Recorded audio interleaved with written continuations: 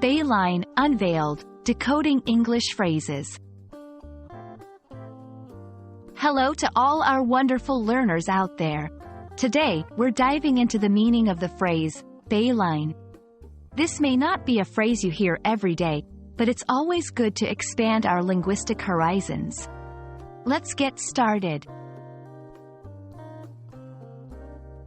Bayline is not a commonly used phrase in everyday English conversations. In fact, many native speakers might be unfamiliar with it. But don't let that deter you. It's always fun to know a bit more than others, right? To understand it better, let's break it down. Bay, a body of water partially surrounded by land, larger than a cove but smaller than a gulf. It can also refer to a space in a wall or building where vehicles or goods are stationed, like in a warehouse or a garage. Line, a long, narrow mark or band. It can also refer to a direction, route, or a cord used for measuring or as a guide. When combined, the term might be used to refer to a route along a bay or a demarcation by the bay. But context is key. Now, how might one use bayline in a sentence? Let's look at a few examples.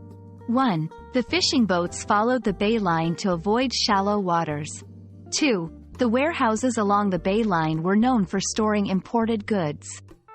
3. She parked her car in the third bayline of the garage. These sentences give you a practical understanding of how the term might be used, though it's not a term you'd often encounter. A quick tip for our learners: bayline shouldn't be confused with beeline. Making a beeline for something means to go straight for it, without any detours. Remember, context is the key to understanding the meaning of any word or phrase in English. There you have it, a deep dive into the term, bayline. We hope this video has added another interesting phrase to your ever-growing English vocabulary. Remember, every word and phrase you learn brings you one step closer to mastering the English language. Happy learning and see you in the next video.